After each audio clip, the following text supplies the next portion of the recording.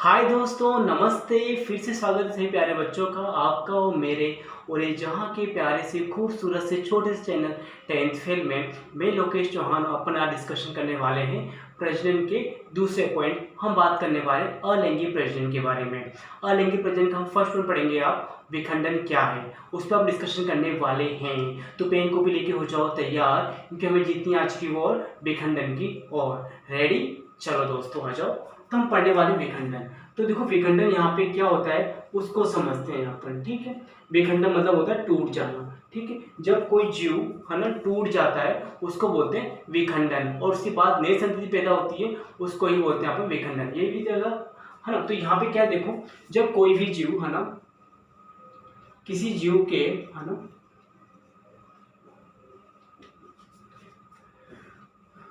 टूटने से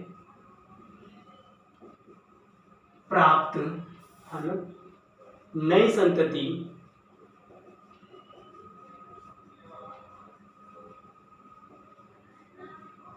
विखंडन कहलाती है। ठीक है दोस्तों, ये हो गया विखंडन। विखंडन कोई डिवाइड हो रहा है और उसकी डिवाइड होने से टूटने से हमें क्या प्राप्त होता है, एक नई संतति प्राप्त होती है। ठीक है, यह दो प्रकार की होती है। देखो यहाँ पर क्या है, विखंडन दो टाइप्स का होता है, एक होता है द्विव, एक होता है बहु।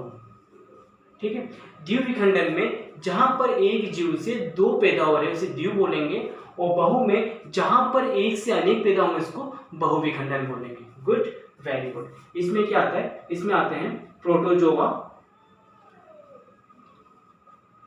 व जीवाणु। अब बच्चों प्रोटोजोआ क्या होता है, हम बात करें प्रोटोजोआ की तो उसमें क्या आएंगे, देखो उसमें अमीबा आएगा,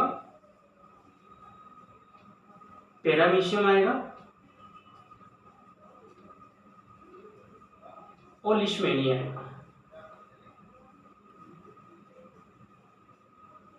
ठीक है, तो ये सब इसमें आने वाले हैं प्रोटोजोआ में। और बहुविखंडन में आपके क्या आएंगे बच्चों, बहुविखंडन में एक आएगा का प्लाज्मोडियम। ठीक है, ये तरह का जीवाणु आएगा। ठीक है, ये हो गया। यहाँ एक से अनेक होंगे, ये एक से क्या होगा, एक जीव से अनेक जीव पैदा होते हैं, और यहां पर एक जीव से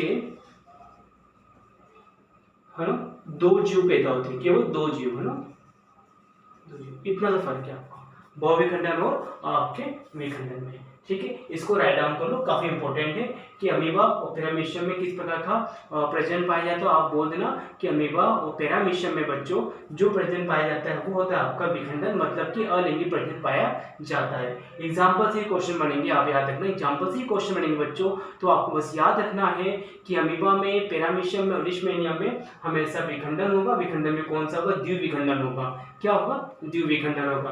और प्लाज्मोडियम में बच्चों होगा बहुविखंडन। ठीक है, इसको राइट डाउन करो, चलो फास्ट। Very good. तो ये है हमने पढ़ लिया अमीबा। तो देखो अमीबा में समझाया था मैंने आपको, अमीबा एक कोशिका जीव है, पानी में पाया जाता है, जल में पाया जाता है, और इसमें जो प्रजनन होता है वो अलैंगिक होता है। समझ गए बच्चों? अब आपको समझना है यहाँ पर अमीबा है, देखो ये इसके डायग्राम मैंने पहले से बना दिया ताकि वीडियो शॉर्ट हो, आपको समझ अच्छा आ जाए। तो ये अमीबा है, ये केंद्रक है, ये कोशिका ध्रुव है। जब भी कोई नया जीव पैदा होता है तो हमेशा याद रखना उसकी कोशिकाओं का विभाजन होगा। जब कोशिका विभाजित होती है हमेशा केंद्रक, पहले केंद्रक का विभाजन होता है, फिर कोशिका ध्रुव का विभाजन होता है, और अंत में नई संतति पैदा हो जाती है। तो अमीबा में कुछ इस तरह का ही प्रजनन पाया जाता है।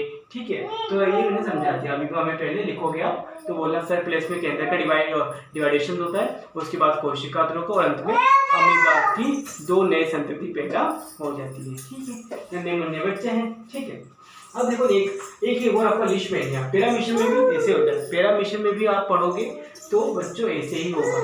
अब है आपका नेक्स्ट लिशमेनिया।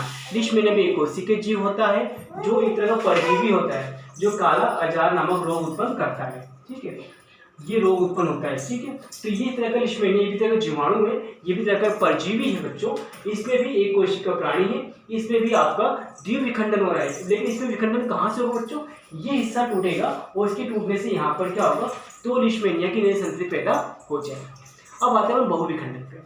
बहुविखंडन में याद रखना, ये जीवाणु प्लाज्मोडियम में बहुविखंडन देखा जाता है। ये भी तरह का परजीवी है और यह क्या होता है, आपका मलेरिया नामक रोग उत्पन्न करता है। ठीक है, इसमें एक बड़ी सी सेल कोशिका होती है, इसमें केंद्रक होता है और केंद्रक का यहाँ पर केंद्रक के विभाजन से उत्पन्न नई संततियां होती है यहाँ पर। ठीक है, तो यहाँ पर जो नई संततियां इसमें केंद्रक में पैदा हो जाएंगी बच्चों, और वो जो केंद्रक का जो ये लेयर है बाहर वाली, इसको बोलते हैं सिस्ट। ये सिस्ट क्या होती है बाद में, है ना, समय के अनुसार क्या होती है, फट जाती है और फटने के बाद यहाँ पर नई संतति पैदा हो जाती है। तो बच्चों ये है आपका विखंडन, ये था पूरा आपका द्विविखंडन और ये है आपका बहुविखंडन। तो बच्चों इनकी आप प्रैक्टिस कर लेना, जो मैंने समझाया इसके आप नोट्स अपने तरीके से बना के और इसको लर्न कर लेना। और ठीक है, डायग्राम सो इम्पोर्टेंट, डायग्राम आपके एग्जाम में आने चाहिए आपको। तब तक बच्चों अपना ध्यान रखना और खुद पे विश्वास रखो और अपने स्किल पे वर्क करो। तब तक के जय हिंद।